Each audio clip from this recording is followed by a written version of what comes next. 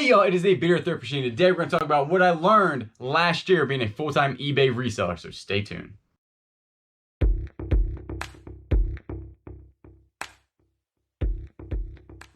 Alright guys, welcome. If you're new to the channel, my name is Julian and I am known as the Beer Thrift Machine here on YouTube, and today we're going to talk about what I learned last year in 2020 being a full-time eBay reseller. Now real quick, a recap of where I've come from is basically last year was my first year and I didn't do a lot of reselling before this, and I started out with a zero feedback store with 0 items to actually list in that store. So this has been a full year of growing the store. So first we're going to talk about a couple things. We're going to talk about the money that I made, the most profitable way I learned to source, the items that I won't pick up anymore, and the items that I definitely will start picking up more. Then we're going to talk about some shipping errors and some shipping things that I found out and learned through the year, and also a good schedule that I'm on now as a full-time reseller. Then we'll talk about some goals in 2021 that I want to meet in eBay and then also on YouTube. So let's go ahead and get started. The first one's money, and it's very easy. I basically made $67,000 on the nose on eBay alone, but that's gross sales. So you always got to cut that in half because I work at about a 50% profit margin there. So then boom, that's like $34,000. But I'll be honest, I basically paid my bills and grew the business this year. I was not naive. I knew that this was going to happen, so I planned for it, but I basically broke even, which is pretty good. I'm not too upset about that. I knew that was going to happen, but again, this was a growing year for the business. So right there, that has just paid my bills and then definitely put every dime back into the business. So I knew that was going to happen, so I'm not too upset, but I'm just glad I didn't lose any money this year. The next one is going to be the most profitable way I found to source. Now, when I started again, I did mostly thrift stores, and then I branched out, and I found out that online auctions from like HiBid or other auction places have been my best way and most profitable to source. It takes less time, I can buy in bulk, and it just seems like the ROI is definitely there on those items. Now again, I have messed up and not broken even, but made a couple hundred on auctions. But since I've been getting a little better, I have made in the thousands of dollars per auction. So that's not bad. That is quickly followed up with yard sales, which I've done very well at last year. And then thrift stores, then storage lockers. I only bought one storage locker and it was very profitable. I know they're hit and miss, but I definitely want to get into buying more.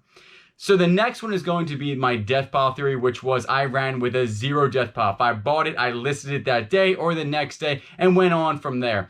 This was fine up until about Q4 when things start to sell very quickly and I couldn't go out and purchase things because I was too busy shipping items out and packing items, and I couldn't get everything done in one day. So next year, I'm definitely going to have at least a backlog of 100 items ready for Q4, so I never have to leave the house. I can basically ship and list and really make some money in Q4 because I started out in the beginning of Q4 around 1,500 items, 1,550, and that went all the way down to around the 1,400 items, and I couldn't get above that during a 3-week process. Now also during that, I wasn't listing a lot because I didn't have the stuff to list, which I think that I could have made a lot more sales if I was listing during Q4.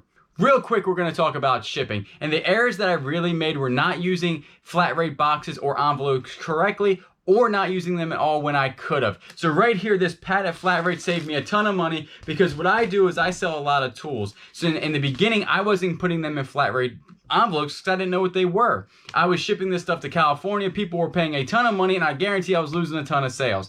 But then I figured out, I saw on YouTube about flat rate padded stuff, and I got on the USPS website, ordered me some stuff. If you don't know that, which I didn't know in the beginning, you can get this stuff for free on their website. They send it to your house, which is great.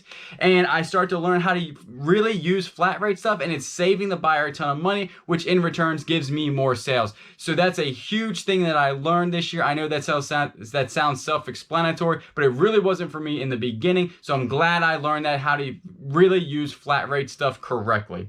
The next one is going to be scheduling. Now, scheduling is super important. In the beginning, like I said, I was going to thrift store to the thrift store every day, then listing, then shipping, which is fine, but you really couldn't keep that up. You're burning a ton of gas and everything. But basically, now what I do is I have certain days that I list and certain days that I source. If I see something, obviously, like around lunchtime, you know, I need to go pick up on Facebook Marketplace, it's a really good deal, that's what I do. But right now I'm in a very like set schedule. I'll wake up at a certain time, I eat at a certain time, and then basically I list at a certain time and I ship at a certain time. So right there, that's how I have to set my days up, because if I don't, I'm telling you, as being home and being your own boss, I will go down some, you know, rabbit holes on YouTube or TikTok or doing something totally different that wastes the day away. And I have to be very disciplined and schedule it to get this stuff done in a timely fashion, because time really gets away from you when you're sitting at the house and you're being your own boss.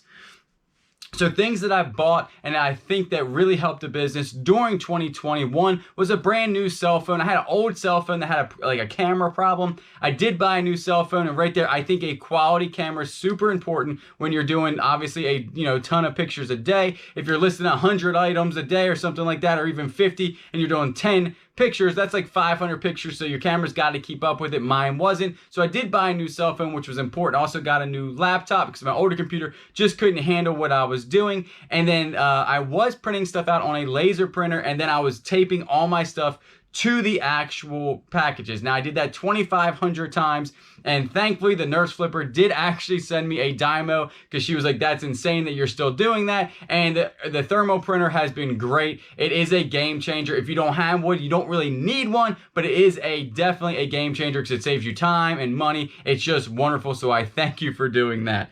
Another thing that I bought was definitely a decent scale. When I started, I had a tiny little scale, and now I have a scale with a big base. It's a 12-inch by 12-inch, and it goes up to a whole bunch, like maybe 300 pounds, but it's a really good scale. And in the beginning, for shipping, I messed up on weights and sizes. If it's a large size now box, what I do is that I will pack it, weigh it, and then measure it and do calculated shipping on eBay, because I've been burned on that a couple times in the beginning, guessing the size and guessing the weight, and that's really messed me up on shipping prices. So if you're doing that, if you want to, just pack it all together and then weigh it and measure it, and then boom, put that stuff on eBay and you're good to go. So we're going to talk about now our goals for 2021 on eBay. I'm working at about a 1,500 item store right now, and I have to say that a lot of these are from early on that really aren't selling that well, but I'm going to give them another year, and I really would like to get to 2,500 items. I think I can do that, so 1,000 more items in the store consistently.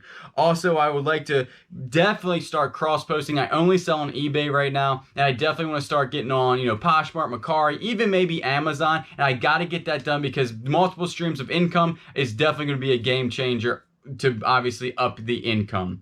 Also, organization. I don't really have any type of motivational problems with sourcing, listing, shipping, none of that, but organization is my downfall. I am terrible at record keeping, organizing, inventory, and a whole bunch of other things, and I'm telling you right now, it is a waste of time. So what I'm going to do next year is start organizing. I already have a whole bunch of stuff in place. That's why at the end of December, I wasn't really doing anything but organizing and getting things ready for 2021. So organization is key that I found out, and also being clean, like cleanliness and organization makes you want to work more. And when you walk into a place that is not clean and not organized, it seems that it drags me down and I don't want to do anything. So it's super important to me to stay organized. The next one is going to be selling items for a higher amount of money with a little bit more profit. Like I sell a lot of single sockets and some things that are really only worth like $7 to $10. I would like to get that up to like $25 to $30 this year, which I think I'll be able to do because now I know what I'm looking for. A lot of things I picked up in the beginning, really I shouldn't have picked up,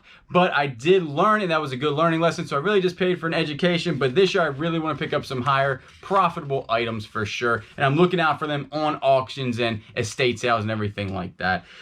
Alright, so here's what to come on the YouTube channel. Definitely some more what's sold, more content, maybe live at least once a month, and maybe some even giveaways. So let's stay positive going into 2021. Hopefully this has been educational about what's going to happen, for the YouTube channel in the upcoming year. So thank you for watching. I will always catch you on the next one.